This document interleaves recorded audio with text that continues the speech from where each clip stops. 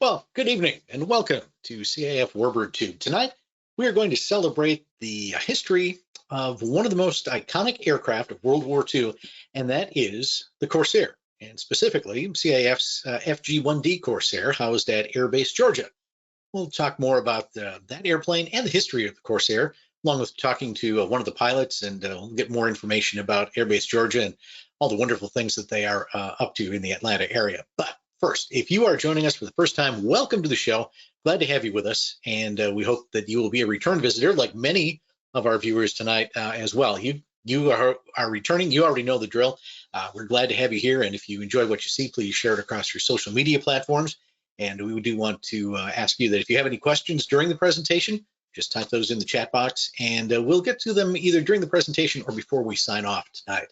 Now, Warbird Tube is made possible by the Commemorative Air Force. If you'd like to find out more about the CAF, our events, our aircraft like the Corsair, and especially this summer and fall, where those aircraft will be on tour, what air shows and events they'll be at, just visit our website, commemorativeairforce.org. And again, we are celebrating the 80th anniversary of the Corsair at Airbase Georgia and the Corsair in general. So before we get into the specifics of the CAF's airplane, I thought I'd like to take a few minutes and think about the history of the Corsair itself. This high-performance fighter aircraft is, almost instantly recognizable by those gull wings. You can just see it right there. And served primarily during World War II in Korea. Its initial design came out in 1938, and production began shortly after that, and Chanspot produced a number of aircraft, but the demand for the Corsair was so great they had to kind of sub out some of the production to Goodyear and Brewster. So that's where you get the F4U and the FG. FG stands for Goodyear, all right? And most of the Corsairs, I think, in fact, all of the Corsairs that are still flying today are the Goodyear manufactured ones. Approximately just about 12,000, almost 12,600 Corsairs were manufactured, 16 different models, and it was one of the longest production runs of any single engine piston fighter from 1942 until 1953. So quite a run for the Corsair. As I said, the journey began in 1938 when the U.S. Navy Bureau of Aeronautics issued a request for a single engine fighter. They wanted maximum speed, a stall speed, no more than 70 miles an hour. So the team at Vought, led by Rex Bazell, quickly began to work on that. And by June of 38, Navy signed a contract for the prototype. And that's what you're looking at right here, the F4U-1. And it was the first airframe to ever incorporate the powerful Pratt & Whitney R2800 double WASP 18-cylinder radial engine, and its initial horsepower is 1,805 horsepower.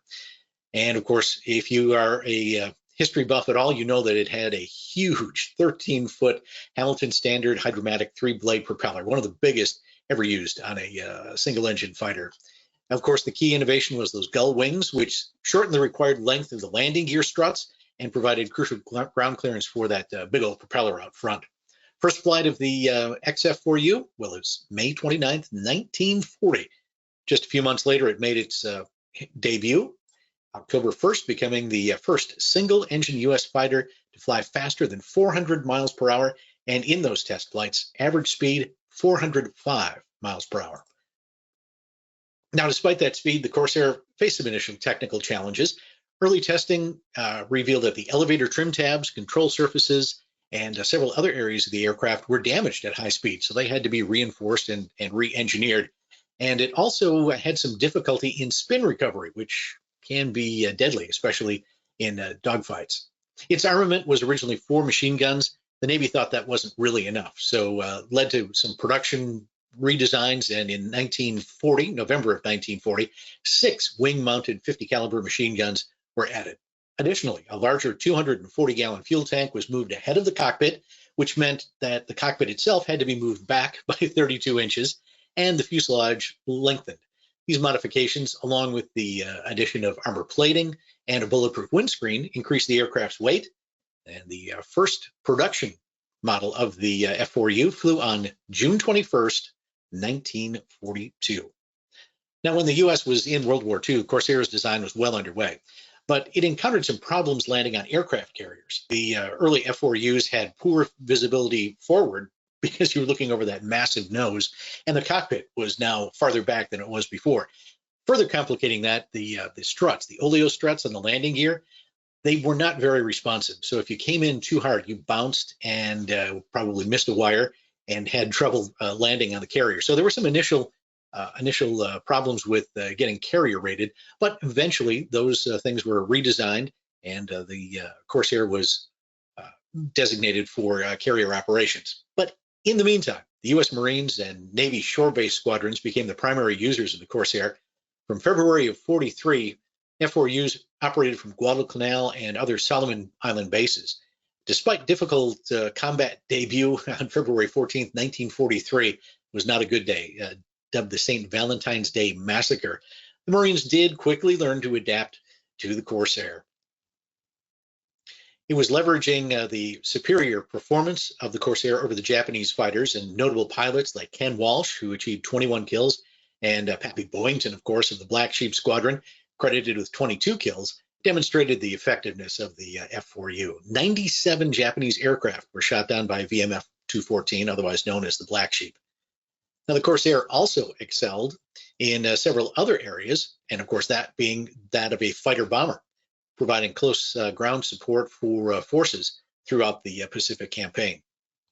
By early 1944, Marine pilots were extensively using its capabilities in amphibious landings. Charles Lindbergh, you may have recalled, he flew the P-38 to help the pilots who flew the P-38s extend their range. He did the same thing with the Corsair. I didn't know that until I did some research, not only on how to extend the range, but also how to increase its payload. Reportedly, he flew a Corsair with 4,000 pounds of bombs on it. This just kept proving the versatility of the F4U Corsair, and it carried everything from high explosives and napalm to those tiny Tim rockets that you saw mostly at the end of World War II and in the Korean conflict. Now, remember I said that there were problems with getting the Corsair carrier qualified. Well, the Royal Navy actually played a very big role in making the Corsair a carrier-capable aircraft. They developed some modifications, such as clipping the wings, reducing by about 8 inches on each side to fit in the carrier hangars on British warships. They also bulged the canopy to give a little more visibility, and they raised the pilot seat. The big thing that they did, though, was they adopted a curving landing approach. So instead of approaching the carrier straight on, you made a curving approach, which meant that the pilot could keep the deck in sight on the entire approach to landing. The U.S. Navy finally accepted the F4U for shipboard operations in April of 1944 after incorporating some of those improvements, and also extending the oleo struts to prevent the Corsairs from bouncing on a carrier landing. Now, by the time the war ended, the F4U flew 64,000 sorties, dropping 15,000 tons of bombs, representing 70% of the bombs dropped by U.S. fighters, and boasted an impressive 11-to-1 kill ratio against enemy aircraft. Several years later, during the Korean conflict, Corsair was primarily used as a close support role. Of course, it was being outmatched by the new jet fighters like the MiG-15, but there were a few instances where Corsairs shot down MiG-15s. Captain Jesse Fulmar shot down a MiG-15 with his 20mm cannons, and specialized F4Us were outfitted as night fighters and were vital in interdicting enemy supply lines and harassing aircraft, often aided by C-47 flare ships. The Corsair's ground attack capabilities were heavily utilized, delivering lots of ordnance, including new shape charges, which were used for anti-tanks. And after the Korean War, the Corsairs were largely released from Allied operational squadrons, but continued for several years as support and training aircraft. The F4U-7 variant, the last production model of the Corsair, was built specifically for the French Navy. Now, these aircraft saw service in the First Indochina War, flying nearly 1,000 combat sorties, as well as in the Suez Crisis and the Algerian War. The last Corsairs in French naval service were retired in September of 1964. But that wasn't the end of combat for the Corsairs. No, the final combat missions occurred in 1969 during the brief football wars between Honduras and El Salvador. And in that conflict, Captain Ferdinand Soto of the Honduran Air Force achieved the last recorded air-to-air victories by propeller-driven aircraft, shooting down 3 Salvadoran planes, 2 Corsairs, and 1 P-51 Cavalier Mustang, which of course, leads to many campfire debates, which was better, the Corsair or the P-51. And if you're a Corsair fan, you can always point to the fact that the Corsair shot down a P-51 and not the other way around. The F4U's adaptability and robust design cemented its place in aviation history.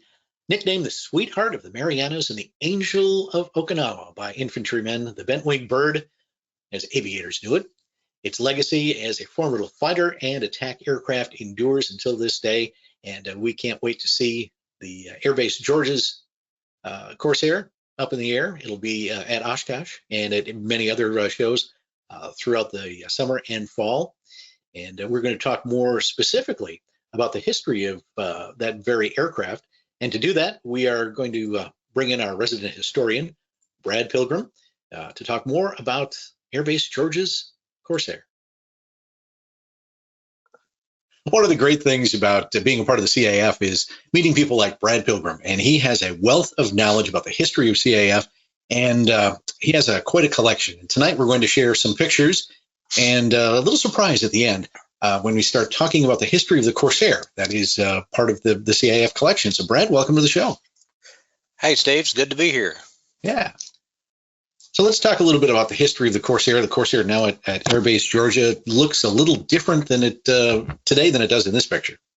It did. You know, the airplane didn't have a remarkable military career or anything like that. It was accepted in July of '45 and it stayed stateside pretty much. It went to a few different training bases on Florida and California and places like that. And then it was in Atlanta for a little bit, which is kind of cool because it's there now.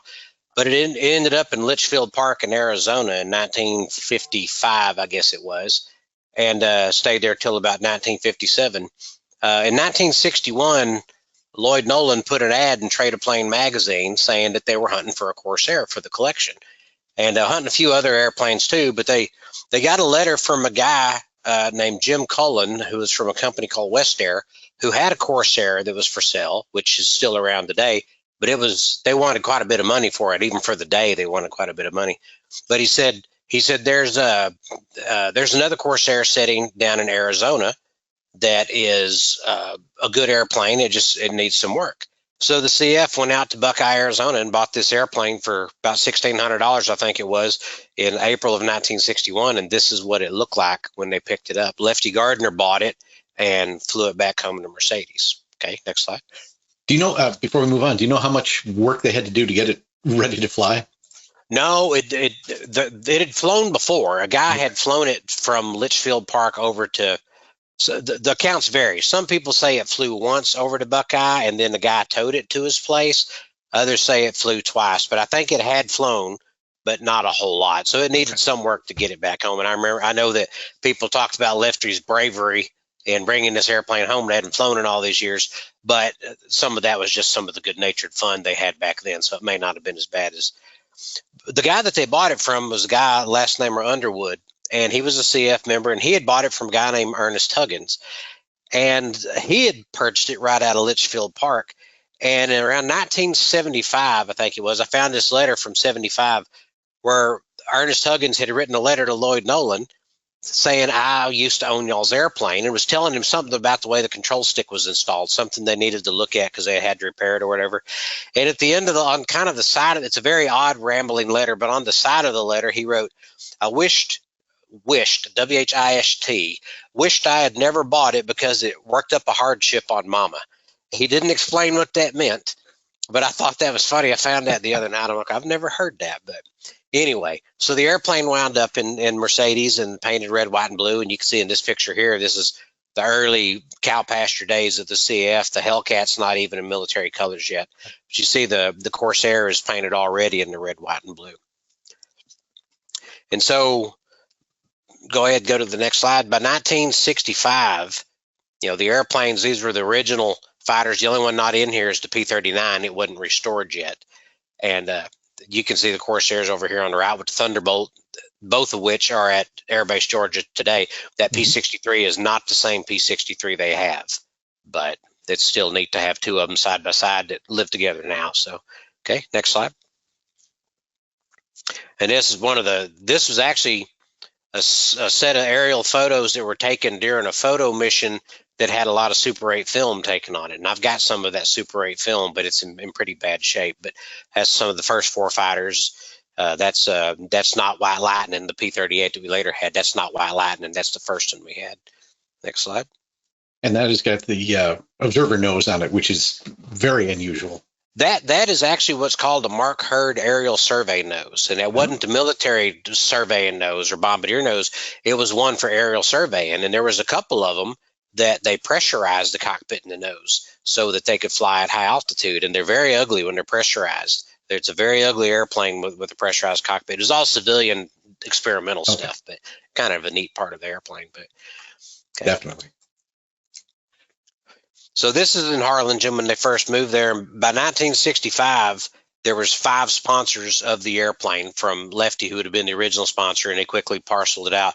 And by this point, it started out at $1,600. By 1965, the investment, a quarter or a fifth of a share, was $2,800 at this point. So the airplane's value is already increasing because they'd put a lot of work into it. And starting in 65, they started trying to get LTV, which had been Vought aircraft. They tried to get LTV to help them with the airplane, and they never really got much interest out of it. There was a letter where where LTV wrote them back and said, we don't have any more Corsair parts. We don't keep any Corsair parts. The French just retired their last Dash 7, and we didn't have many parts for that. Most of those were bought by other vendors. So at that point, LTV really wasn't much help. But they were happy to tell them that the new A7 Corsair that had just started test flying was named after the Corsair, and that was their proud point, but they weren't going to give the CF any money. Fortunately, they did later. So next slide. This I thought was just a cool picture of a color slide, that's of the Corsair and the Wildcat. And that's not off that same photo mission. It was a different one, but there's also color film of this too, of the Super 8 film. Next slide. And that I just included because I think that's really cool. You don't see this nowadays where the CF gets to do these kind of things like they used to do.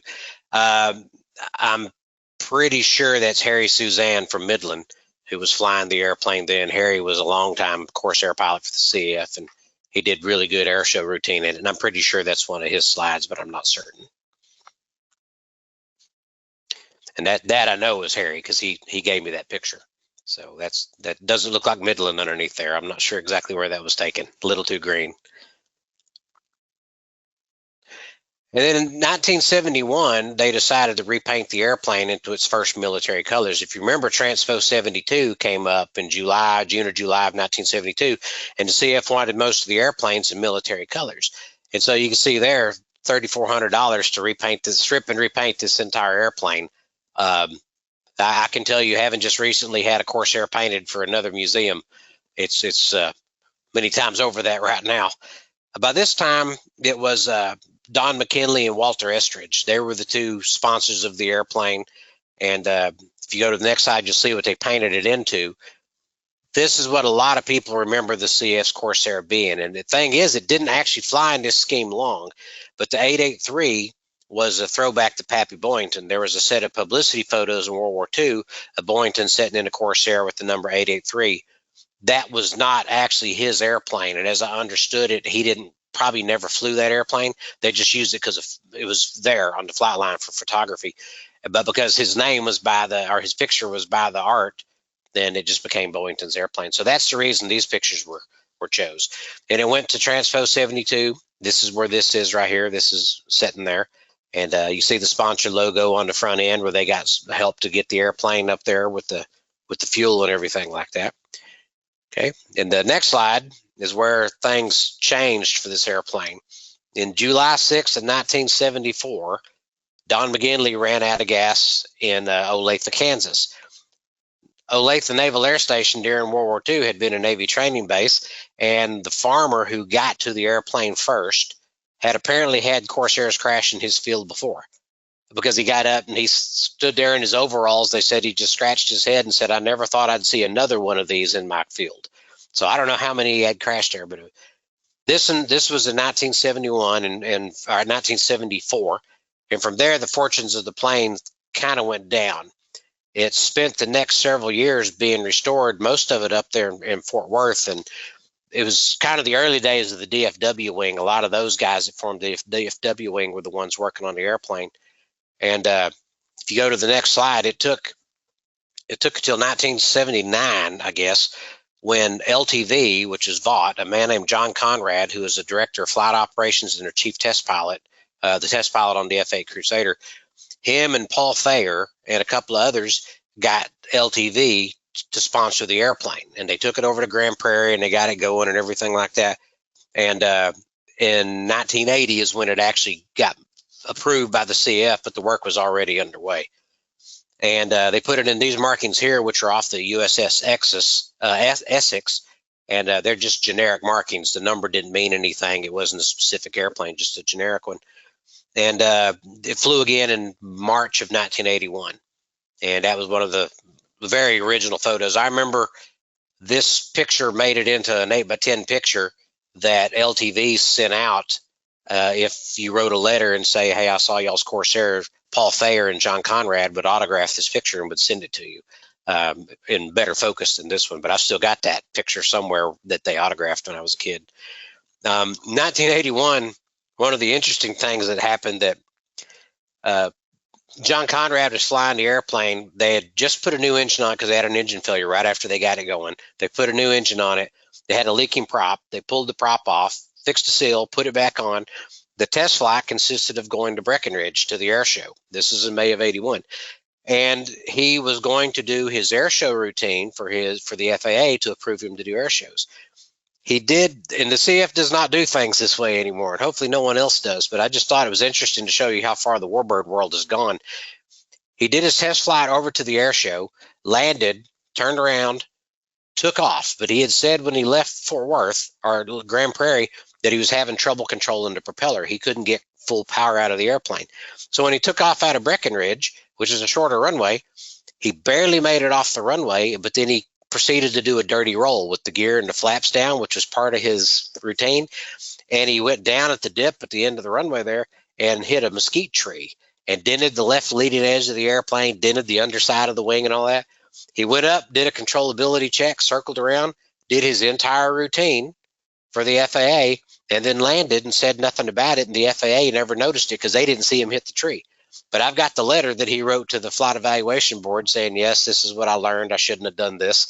They repaired the airplane and it went on to flying. And then 1982, Paul Thayer, who was a ace in World War II in the Navy, flying Wildcats, I believe. He shot down 6 airplanes. Paul Thayer was the chairman of the board and the CEO of LTV.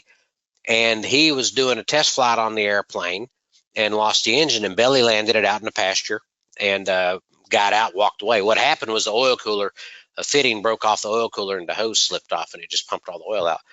Paul Thayer, who did a lot and spent a lot of money from LTV to get this plane flying, in 1984, he was appointed Deputy Secretary of Defense by Ronald Reagan. And then exactly a year later, he got convicted of insider trading and went to prison for 4 years. And that brought about the end of that illustrious career, unfortunately. The airplane had a couple of ground accidents, was belly landed a few more times over the years and repaired and continued to fly in reasonable shape, but kind of needed a lot of work. It finally got all that work and it wound up with the Dixie Wing, or the Dixie Wing at the time. Then it became Airbase Georgia. In April of 01, they painted in these colors that you have here, which is VMF 312, and that's the markings of Merit Chance. And I believe in 2012 is when it was officially went from a sponsor group to the Airbase Georgia guys. And it was repainted again in these same colors in 2023 by Delta. And that's the way it is today. And they still fly it out there. And there's quite a few people who fly it. There's some well-known CF people that have flown it in the past. And it's interesting to me that we have owned this Corsair for 64 years. And that really, when you think how long the CF's been around, that's a long time. But to own this airplane for 64 years and still be flying it all this time, I mean, it's had some periods of inactivity and it's had some accidents. But as far as I can tell, it's the longest civilian ownership of a Corsair. And so if you take that and Red Nose Mustang, those two airplanes, I guess I would have to check for sure, but I'm 99% sure those two airplanes we've had longer than any two other airplanes, fighters in the CAF. So I think that's pretty cool that after 64 years, we're still flying that same airplane under the same banner of the CAF. Yeah. And they're both at Airbase Georgia. And they're both at Airbase Georgia, parked next to each other. And I think that's really cool. And Airbase Georgia does a really, really, really nice job with that airplane, and the pilots do a great job demonstrating what the airplane is capable of. They're real good about not demonstrating what they are capable of. They demonstrate what the airplane is capable of, and that's what's really important in this. Definitely. And we're going to pick up the story of the Corsair with Philip Beegle from Airbase Georgia in just a moment. But in typical Brad fashion, while looking for something else, and you alluded to this earlier, you found some actual 8mm film clips of the Corsair flying, two different clips. What are the years, 63 and 63 and 61, I think it was. I can't remember now, but I know that one is 63, and it was a couple of splices of an air show, of the air show in Harlingen, and I kind of shortened them to where it was all just the Corsair. But in the middle of that footage is Diamond Lil still in the Mexican colors, Texas Raiders, a bunch of other airplanes, some of which we don't even own anymore. Not all of them are ours, just a bunch of really cool warbirds. I found that. I think I bought it on eBay maybe. I don't remember, but I went through it after the frames were all melted together, and I pieced it all together one piece at a time, and about a 15-minute film turned into about 5 minutes, I think. But it's some really good footage of the Corsair taking off and all that. I was surprised to find that. That makes me glad that I keep acquiring this junk with a Q, this very valuable trash that I have sitting around, because somebody else is going to throw that away, and I got lucky and found it. There you go. And we're going to share it with the audience right now. Let's take a look at some vintage film of CAF's Corsair.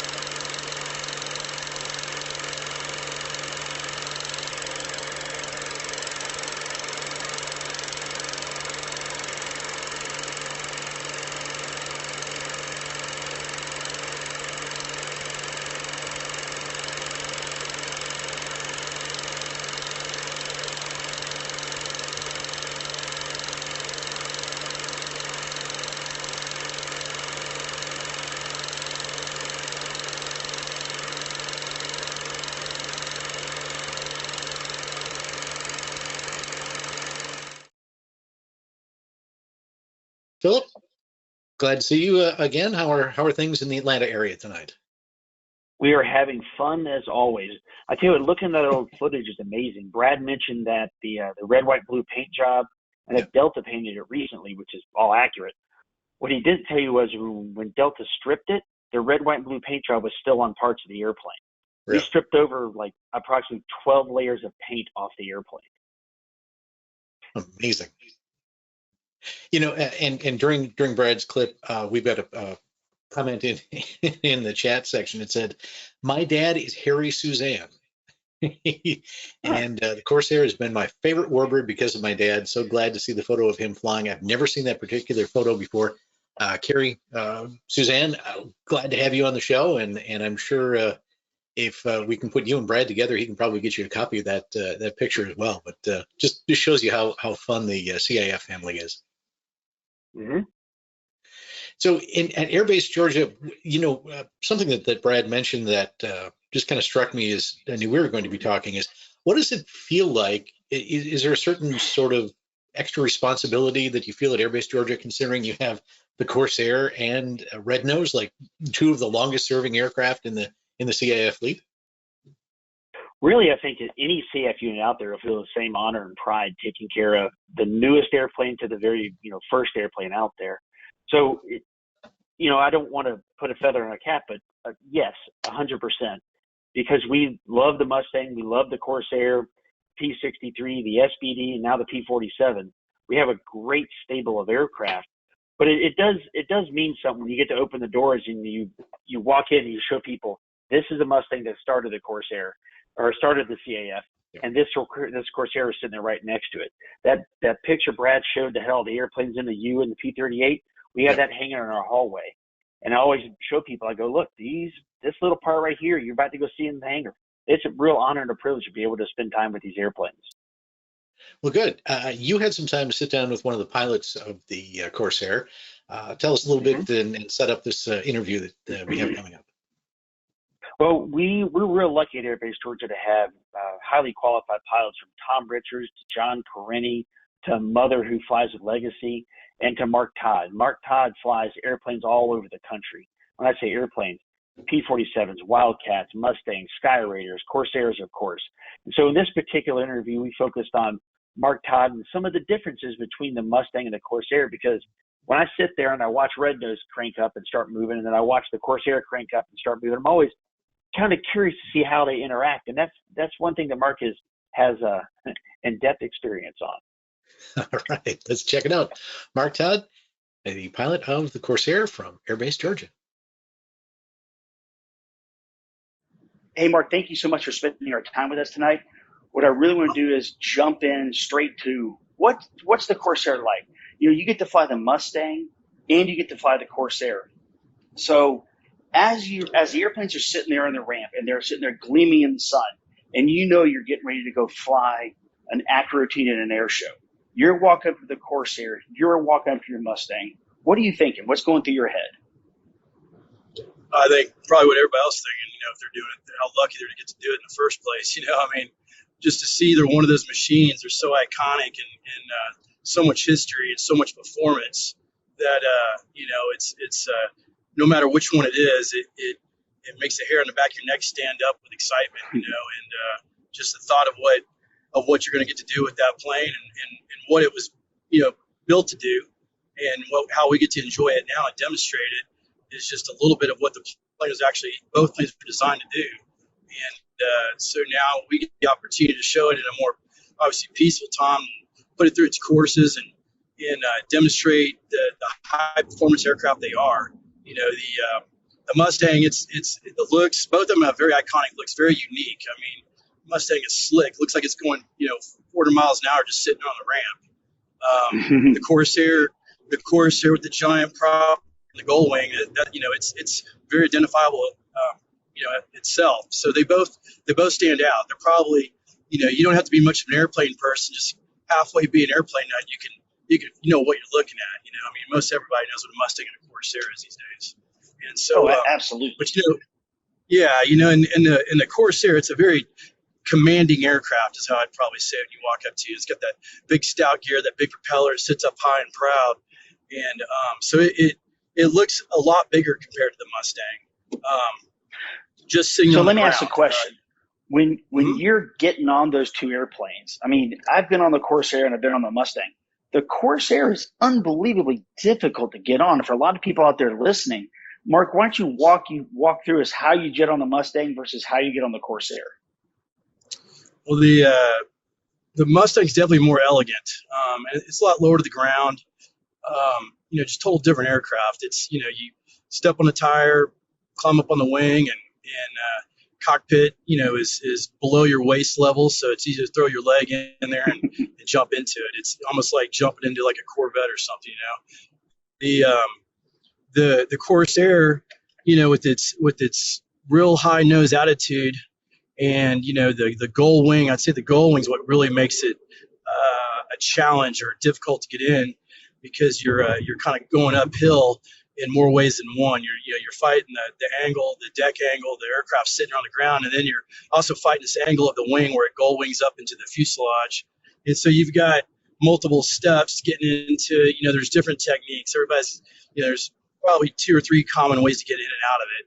And ultimately the goal is to not, bust your butt, obviously. That's, and to look cool. You don't want to not look cool. Nobody wants to fall down. But, and of course, round motor, cool. Yeah, and the round motors, they typically, they're a little bit messier. They tend to leave a little bit more oil behind them. And whereas a Mustang, if it's leaving oil behind, it's probably got something wrong with it. So, you're fighting you're fighting the angles of the wing getting on it. You got the oil slick, that's providing slippery surface for you. So the round motor stuff, of course, here it's like that. It's you get on there with a clean flight suit, and it takes quite a bit to keep that flight suit clean. A Mustang, you probably don't get a drop of anything on you if the plane's doing what it's supposed to be doing and everything's tight like it's supposed to be. I love it. Sitting there in the hangar, our Corsair, anytime it's around there, it's always dripping just a little bit of oil constantly. So you're right in what you're saying. It's a battle to keep the oil off. All right. So for the people who are listening at home, let's walk through a startup procedure in a Mustang and just real high view. And let's walk through a startup procedure in the Corsair. What are your thoughts as you're flipping that primer and flipping that go button? Well, in the Mustang's a pretty easy plane to start. The one thing it's notorious for is what we call a stack fire. And so what happens is you introduce too much fuel to it, and you start getting a fire out of the exhaust stacks. And if it starts up right away, it pulls it. Fire goes out and everything's good, a little black smoke, and you're good to go. If you don't get it started right away and you got the stack fire, then it can get interesting. If God forbid the starter died on you or the battery went dead, you could have a little bit more of a problem. You start, at the minimum, start cooking the paint around the cowling and stuff if you keep it going too long. But, if everything goes like it's supposed to, it's pretty easy to get in there. And, we got what we call a booster coil. So when you engage the starter, in theory, the prop should start with the mags off, initially catch. If it's got a weak booster coil, the booster coil's not hooked up, you get the prop blade turning a couple blades, you turn the mags on, and if it's a cold start, you've already introduced anywhere from 6 to 10 seconds of prime. If it's already flown and it's been, within the past couple hours, you just barely bump the primer just to get a little bit of gas in there. Because even after flying an hour or two before, it still can get what you call kind of a hot start and get a stack fire. So you don't want to give it too much gas there. It lights off, you smooth out, you bring, both of them up to, close to 1,000 RPM, 800 to 1,000 RPM. And, just let them warm up, checking hydraulics, make sure your flaps come up, your dump handle's in, so your gear doors are retracting. There's just pretty smooth. The Corsair, if it hasn't flown that day, you want to pre-oil it, and that's with most round engines. You pre-oil them if they haven't flown that day, and that just gets oil dispersed all through, and especially get it the master rod, get everything all nice and looped up in there, so you're not putting metal to metal. And so we actually do pre-oil the Mustang too. You don't see the pre-oiler quite as common on the V12s. It's becoming more common, but not as common at this point. Pretty much all round motors have a pre-oil on them. So you pre-oil it. It's first flight of the day. You get in there, and you pulled it through. Typically, you pull the prop through to make sure you don't have a hydro lock. That's where the oil builds up in the bottom cylinders. And basically, when that piston comes through that cylinder, if there's oil in that piston, in that cavity, there's no room for it to keep going, and it'll cause a rod to bend, and that's bad news. So, it's $100,000 right off the bat if that happens. And that's if it doesn't put you in a field somewhere, and cause significant damage to the airframe. So you pull it through. Sometimes on some of the big ones, it's not quite possible. So you do what you do is you bump the blade, you bump it, and that you keep the ignition off and you bump the prop blade through, 9, 10 blades, depending on how many bladed prop it is. And just to make sure, the clutch should be set on the starter so that if it does get any sort of resistance, the starter should discontinue moving the prop. And now I'll let you know that you've got maybe a hydro lock. Otherwise, unlike the SBD, we'll pull it through by hand. The Corsair will do it by hand if we have a couple of people to help. It's a lot of compression, as you can imagine. So, but we want to make sure that's clear. That's one of the first things you do. So you clear the prop, pre-oil it, you get in there. Now you go get ready to start it. With that, typically make sure the idle cutoff's off, just like you did on any of them. Throttle's about where you want it, just like on any of them. You got a boost pump. Most of them have a boost pump. A lot of them won't start without a boost pump. So get the boost pump on, and you engage the starter, get a couple blades going. You come on the primer. get the mags on, get on the primer, hold it for 3-4 seconds, come off of it, come back on it for maybe a second or two. And everyone's kind of different. They all kind of have their different setups. Some are happier with less prime or more. And there's different techniques too. Some guys will prime when they're bumping blades. Some people do prime once they actually go for the start, which is a dry start. So there's different techniques. I just kind of do the dry start where I don't introduce fuel until I'm ready to actually start the engine. And so, the biggest thing on a round motor is you don't want it to backfire. And what happens there is you're giving it too much air, too much throttle's open too much. And so you never want to really jockey the throttle on a round motor engine, whether it's a T6 or a Corsair or a Wildcat or any of these things, Dauntless, any of this stuff. So Mark, why is that? Why do you not want it to backfire? What does it do? Well, it's hard on the exhaust stacks for one. You can blow an exhaust stack off. It's just a lot of force, a lot of pressure coming out, and it sounds horrible. It's not looking cool. Remember, y'all want to look cool, so you don't want to. It can be damaging to the engine, and it can backfire. It can blow backwards up in the induction. You can cause damage to the induction system. Just all kinds of things, and so it's just a bad deal. You need a little backfire happens from time to time. It's most likely not going to damage anything, but if it really lets off is when you probably want to discontinue the start and get out and make sure you didn't do some sort of damage to the aircraft, the engine. And so, a lot of times you kind of know if you've been flying the plane, you kind of know where the throttle is happy at. You may have to move it a little bit to find a happy spot. But when it's catching, you typically don't want to move that throttle if you can keep from it. If you just got to just bump it just ever a little bit, if it just started up and it's getting going, it's just coming to life. Any sudden movement, and it'll start talking to you, and it'll let you know it doesn't like it. That's awesome. Watching this, I've been a member for the CF now for 20-something years, and watching the Mustang start, watching the Corsair start are two completely different animals. When you start the Mustang, it's a little finicky V12. It sounds like a well-tuned Ferrari, and just lights off and just sounds unbelievable. When the Corsair starts, it sputters, spats, throws oil everywhere. It's smoking. It sounds like a pissed-off Mack truck. It is such a different animal. It is. It disappears for a second there. If it hasn't flown in a while, the amount of smoke from the oil it's something else. It's a spectacle to see. The Mustang, it likes to go fast. It likes to produce horsepower. So when it's at an idle, it's got a little bit. It sounds kind of rough a little bit. It's got a smooth. It's a V12, which sounds cool, but you can tell there's a little crackle and pop to it, and that's just because it's got the advanced timing, and the timing's advanced, the higher power settings. And so the higher the power setting you come up on, the smoother that engine smooths out, and it just sounds like sounds very, very smooth, very slick. The round motors, of course, the same thing. Down when they're low, when they're idle, they're kind of sputtering, spattering. They don't sound quite as smooth. You probably hear the exhaust a little bit more. But once they get the power to them and stuff, they got the sound of their own. That sounds like none other. Oh, it sounds, like I said, it sounds like a Mack truck. It's just wanting to go and never stop.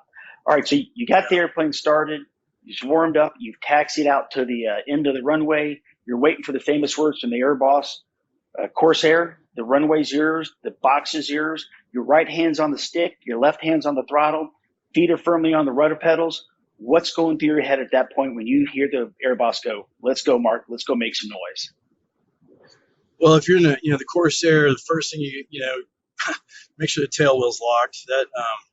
That's something you don't have to do in a Mustang. And you would have already done that. You're sitting in position, ready to go. You've done your cockpit checks. You've made sure your belts are tight, the canopy's closed, boost pumps on, trims are set. Nothing loose in the cockpit. You're ready to rock and roll. So you hear that, it's go time. And chances are, if that's the scenario you got, you're doing an air start. So you're gonna take off. Do a more or less high performance, max performance climb. Take off climb. You're gonna get up to altitude as soon as you can, because they're all waiting for you to come in and do your thing. And so you're gonna climb up, get up to depending on the box, 4,000 or 5,000 feet, get up there real high, get a lot of smash on the airplane so you can get a good run in, get a lot of speed and flatten out before you go into your first maneuver a little bit.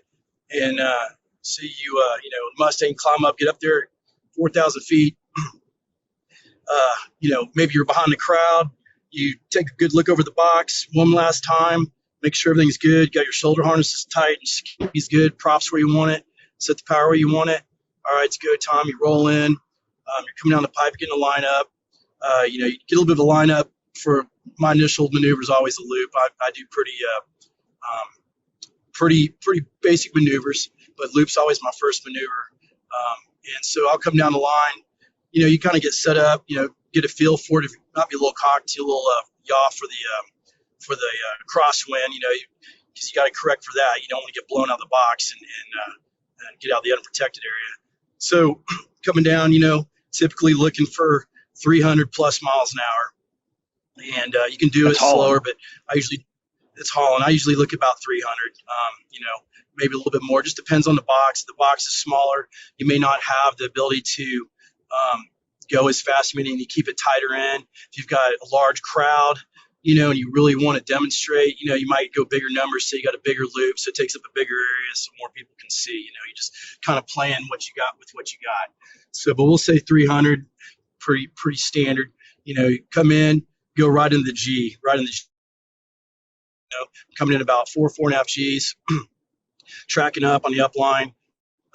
You're going to come across the top, probably, 3,500 feet, maybe 4,000 feet over the top. You come over the top, keeping everything straight, keeping the rudder, coordinated, looking at, usually see about 100. I see about 120-ish over the top, I guess, about what I'm usually seeing. And that varies, but about 120, you're doing well. And come over the top, as the nose comes back through, you're just kind of feathering it through, let it kind of come through nice and easy.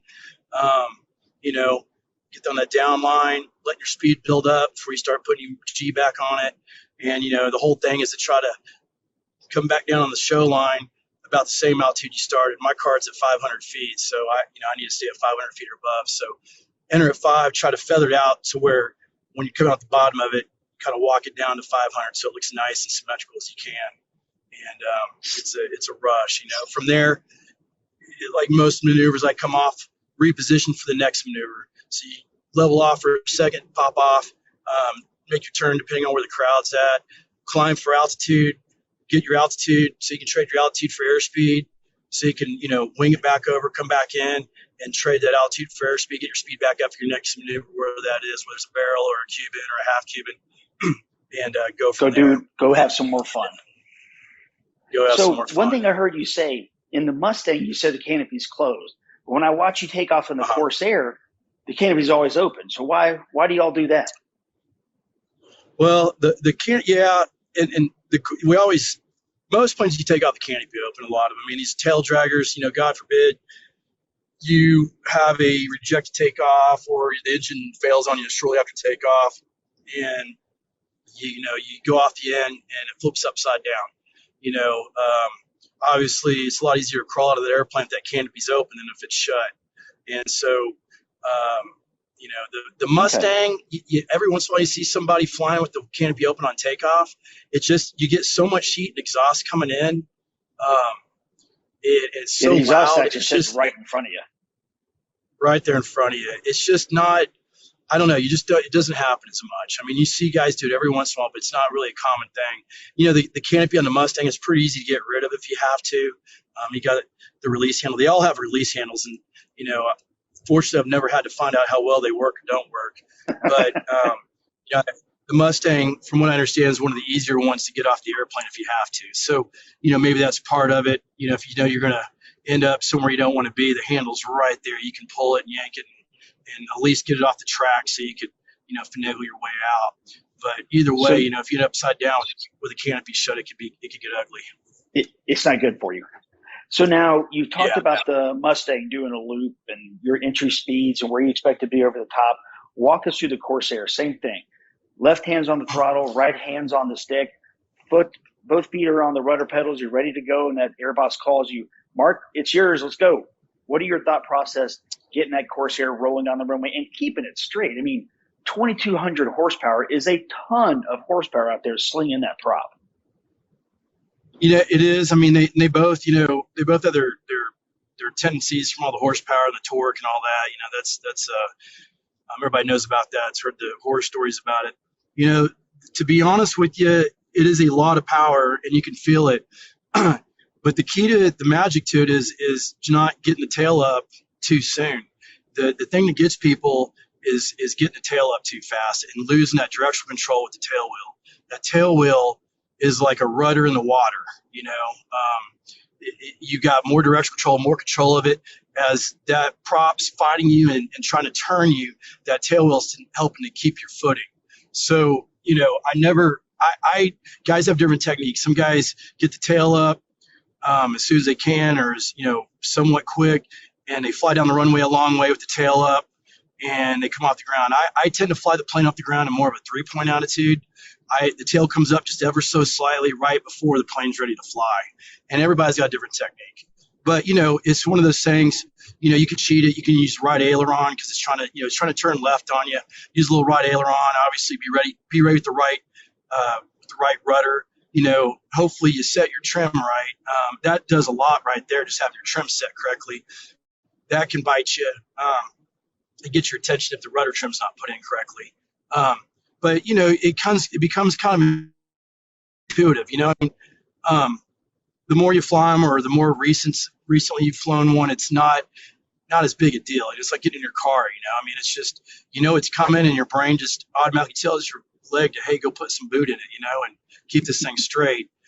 You throw factors in like crosswinds and stuff like that, and that can add some things to it, especially like the Corsair. It's got that big dihedral on it, so the wingtips are way up in the air. And so, you get a good gust of wind under, and it's trying to pick that wing up. And they got real soft struts on them because it's designed to land on a boat. So they can pound them on and take a beating. Right. So they get kind of soft on their struts, and they'll kind of bobble a little bit. So a wind can kind of pick you up, and it won't pick the tire up off the ground. It'll pick it up off the strut a little bit, and it can get a little squirrely on you. So that's something that the Corsair will do to you. The Mustang won't. The Mustang, it barely knows what a crosswind is. It's out of all the airplanes I've flown, the Mustang is probably, if I had to pick a tail dragger to fly in a crosswind, it'd be a Mustang all day long. Because the Mustang, I don't know what it is. It just handles them. It handles them so well. It just slices right into it. It doesn't look like it has the biggest rudder and the biggest vertical on it, but it does an amazing job in crosswinds. So now walk us through a loop on a Corsair for the whole thing. Your altitude, your entry speeds. Tell me what you're thinking as the loop starts progressing, or walk us through a loop. So all these are very similar in speeds. The altitude, the speed, everything's pretty similar. Now some will climb better than others. Some will slow down better than others. So the Corsair, we're talking knots. So I'm citing from the book. What I do 280 knots is what I look for. Obviously, you can do more in either one of them, or anything, for the most part, as long as you're not over, exceeding, max speed of it, red line. But 280 is a good number. The book references, 250 knots, and they say, 250 knots is for someone who's got some experience in it, and 250 is fine. The Corsair's got a big wing on it. It really talks to you. It fly.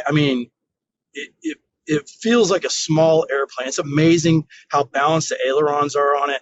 That was the amazing thing to me, is how light it felt on the controls. It just sweet. That feels gigantic so harmonious. Airplane feels small. It really does. It really That's does. Awesome. If you're not paying attention to the 12-foot of nose in front of you and the giant wing panels out on your right and left, if you're just going off the field and you're not, it is amazing how sporty that thing feels. And that's great. I love that. It is so light on the controls. The rolls are just so light. It's a pleasure to fly. But as far as the loop goes, like I was saying, 280 entry, you can get down to 250. Again, it just depends what you're going for. Are you going for a smaller box? You going for a bigger box? What's the crowd line like? How do you go into your next maneuver? Are you wanting to reposition before you do your next maneuver, or are you going to go right into another maneuver? So, everybody's got a different way they do things. And so they may want to come out of that loop with a lot more energy on the backside, and so because the more energy you go to on the front side, the more you're going to have on the backside, right? You're going to go higher, which is going to give you more smash coming down the line on the back. So like I said, the way I do it, I do 280. That gives me a ton of smash. I come off the show line, I go out, I reposition, get my altitude, come back around, trade it for airspeed, and then go to my next maneuver. But when you're going through the loop, it's very similar. I feel like the Corsair is a climber. It you pull vertical and it feels like it's really hunting, and you can get that thing pretty slow. I mean, with that big wing, you can come over top a lot slower than Mustang if you want, and that's where experience and comfort level comes in. Obviously, you want to keep it flying, you don't want to stall it, but it's got a big efficient wing on it, so you can come slower top and you can milk it more. The Mustang's a little bit more critical at slow speeds. It's got that laminar float wing, so you want to be more respective of it at the lower speeds, and especially if you're loading it up and putting G's on it. Yeah, I've always heard the Mustang will bite and snap really quickly, and the Corsair is a lot more stable in the air. Is that correct? Yeah, that's the way. Yeah, that's that the Mustang it will talk to you. They both talk to you. It depends how you approach that angle of attack. When you exceed and you go into the stall, it all depends how quick you come into it. If you're easing into it, they're both they talk to you. They let you know. If you're doing quote unquote accelerated stall, you've gotten it slow and you yank on it. They're both going to let go, but that Mustang will let go real quick on you. It's not going to tell you a whole lot. So I love that. All right, so you got acro routines. It's just actually your acro routine's over now. Done your loops, done your rolls, everything like that. You're coming back into land. I've always heard the Corsair is notoriously hard to land. Why is that, or am I way off base on that? Well, I wouldn't say it's. I don't. It's definitely more challenging. I would say that. I've been fortunate. I've got maybe.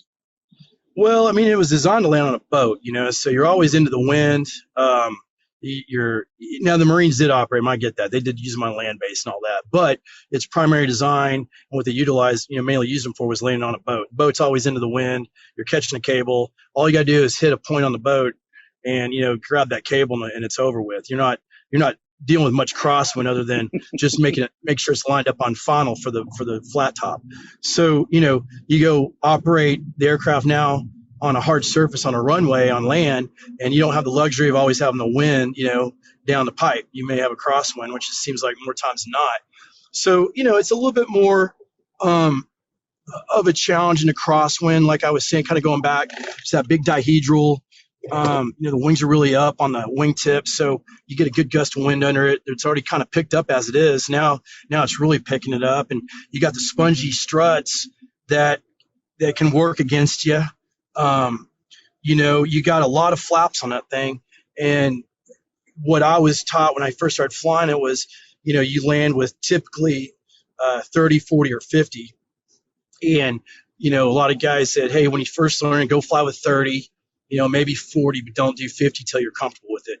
And the reason why, 40 is plenty. The thing, if you ever look at a Corsair, the flaps are gigantic. They're like half the wing of a Mustang. And so, but what happens is it blocks out the wind across the rudder. And so as you start to get the nose up, you're blocking out more wind, and that rudder will lose effectiveness. And so the more flaps you lose, the more you're taking away the effectiveness of that rudder. So that's another thing you want to be, cognizant of when you're landing in a crosswind. If you're really needing that rudder, you may elect to use a lower flap setting. And like in a lot of airplanes, that's not an uncommon thing in a tail dragger. But, it doesn't have a steerable tail wheel like the Mustang does. And so, again, landing and taking off, having that thing locked is imperative. that's one thing, you always want to make sure that tail wheel's locked. But the Corsair, I mean, it's a little bit harder to see out of as that tail comes down. I like to try to do a tail low or a 3-point landing. That way it's kind of done flying, and if you do get off the runway, you're not going that fast, so you hope you don't do much damage. But it's a little bit harder to see, and then you don't have the luxury. You got to make that decision when it's time to get off the runway, when you're slow enough to unlock the tail wheel so you can now exit the runway. And there's been many people, me included, that misjudged that a little bit and unlocked it a little too fast, and it gets your attention real fast when you that tail starts trying to swap on you. You catch it with the brakes, but you go, oh, that was a little too quick. But and then it's as far as taxiing them, the Corsair, you got to use differential braking, and the rudder only does so much for you. So you got to kind of pop. You use the rudder and you pop the brake. You get to the S turn just like you do any tail dragger. And if you got a strong crosswind, it could be a pain in the butt. You're fighting that. You try not to use up the brakes, but there's times you got to use a lot more brake than you want to use. It's just the way it is. Again, these planes are designed to land on boats. So luckily we've got a newer style brake. An older style brake will fade out on you, and you may be in a situation where you just got to bring to a stop and shut it down and let the brakes cool off and tow it in. So it's a lot more. It's not as pleasant getting it to the runway and from the runway. Those are probably two of the bigger challenges that are different between that and like a Mustang. Mustang's got a steerable tail like a T6. It's real easy to just steer it with the rudder pedals. No big deal. If you got to unlock it for a really tight turn, you can unlock the tail wheel, pushing the stick forward. Mustang's easier to look out. It's got that skinny V12, with the canopy open. You kind of bob your head out each side of the canopy behind the windshield, and you really don't need to S-turn too much for it. You really don't. The Corsair, you need to do quite a bit more with that big 2800 out in front with your cow flaps open and all that good stuff. Well, Mark, I know you're busy. I know you just got done working on a Wildcat where you're going to take to Oshkosh and you're driving right now. So I really do appreciate your time. And you've been a loyal friend and a great participant in Airbase Georgia and the CAF for years and years and years now. So look forward to seeing you up at Oshkosh. And I can't thank you enough for your time. Hey, I tell you, Philip, I feel so very fortunate to be a part of Airbase Georgia and everything that I've got to do, and the CF as a whole. I mean, the opportunities have been amazing, more than I've ever imagined. And I tell you, anybody that's never been out to ABG, I recommend you come out, check it out. We got a family out there. We got a heck of a lot of really neat airplanes and neat people, lots of neat stories, and it's something else. But anybody that's listening, come out and see us at Oshkosh. We'll have the Corsair, the Mustang, the Dauntless, the T6, the T34. I don't know about the 63. It might be there. I don't know, though. But come on by and say hi to any one of us that are out there around the aircraft. Well, Mark, thank you again so much for your time. Steve, back to you, sir. Well, as we mentioned earlier, Red Nose, the P-51 Mustang, and the Corsair, some of the earliest aircraft of the Commemorative Air Force. And you served on the general staff for a number of years. You've been a member for quite a while. And one of our viewers tonight said what foresight the originators of CAF had to save these classic aircraft from oblivion. And that really was, I mean, it's you and I know the story. I mean, it started out as kind of fun. Lloyd Nolan wanted to be a fighter pilot, but Correct. his eyesight wasn't good, for World War II. So after the war, he got into warbirds, and he and his buddies were going to go have some fun. Yeah, and that's exactly it. And from 1957, we grew into 185 different airplanes, 10,000 members across the United States, anywhere from Alaska to Maine to California to Georgia to Florida. I mean, if you're sitting here across the country going, well, how can I get my hands on history? Really go on the CF website and spend some time, because there's airplanes everywhere. There's opportunity everywhere. You can literally, one of our pilots, John Carini, started in the PT-26, bought a T6, got time in the T6, started flying the SBD, started flying the Mustang, and now he's flying the Corsair. So you can start with 0 tail wheel time and wind up in the Corsair. Now, it's not overnight, but you can do it. Very true. So go ahead. When we got the airplane assigned to us, and I can't believe it's been 2012. That's just crazy to me. We sent it out to Nelson Ezell, the Chad Ezell shop out there in Breckenridge, Texas. And Nelson was walking around it going, there's supposed to be a line of rivets here. There's some rivets here that are missing, here, here, here. And so what we did was we sent him the airplane. We go, Nelson, do an in-depth annual on it. Please take care of it. Do whatever it takes to bring it back to where it needs to be. And so he kept it out there for a year and a half. And at one point in time, the gear legs are chrome. And the chrome began kind of flaking off. And so Nelson goes, hey, we need to get the gear legs re-chromed. There are no other gear legs in the United States. We said, no problem. We have a chrome shop in Alabama. No problem whatsoever. Just send us the gear, and we'll take care of it. We'll have it right back to you, right? So they kind of right in the middle of their hangar, they put the airplane on jacks, dropped the gear, and shipped it to us. We, in turn, shipped it to the company in Alabama, and they go, oh, that's great. Thank you for the gear. Where are the drawings? Where are the specs? Where are the details? Well, we thought you would have that. You don't have that? We don't have that? Chad, Nelson, do you have that? Bob, Frank? And so to make a long story short, that airplane sat on jacks in Chad and Nelson's hangar for a year. And they would send me pictures every once in a while as a joke of the Corsair sitting there on jacks and then with a watering can, like watering a plant. Like, hey, I'm watering the plant Corsair again. Hope it grows another one.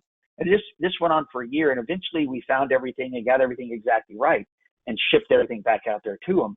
But the Nelson crew really went through the airplane first. And I think it was about a $250,000 bill.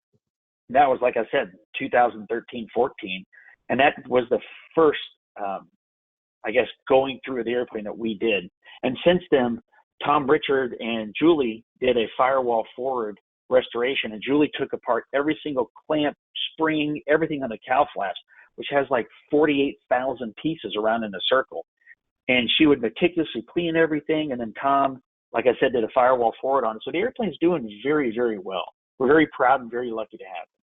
Well, at 80 years old, it's all that love and kindness that's seen over the years continues to show off. Yeah. So I mentioned the Corsair, and I may have misspoke. Is it going to be in Oshkosh?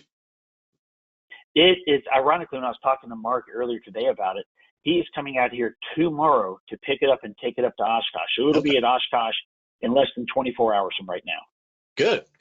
And what other aircraft is Airbase Georgia sending up for the event? If all the airplane work, and they're, please bear with us, they're 80 years old, so to give us a little bit of leeway, it'll be the T-34, the T-6, the SBD Dauntless, the Corsair, the Mustang, and the P-63. Wow. We really try to bring between 6 and 7 airplanes up there every year.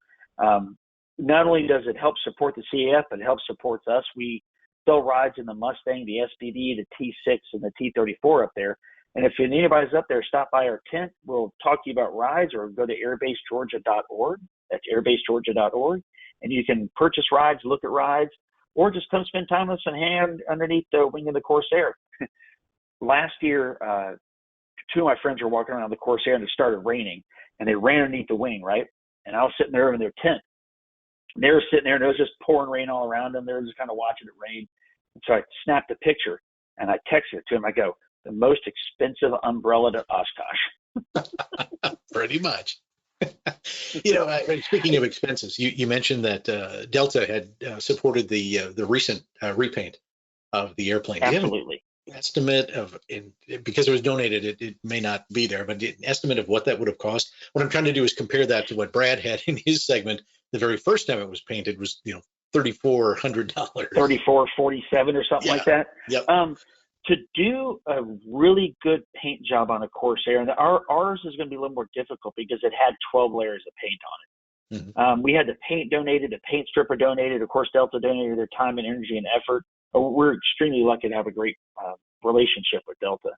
I would say over $100,000 easy to have one of these airplanes painted. Easy. And then the problem with it is when you take the paint off, you always find stuff wrong.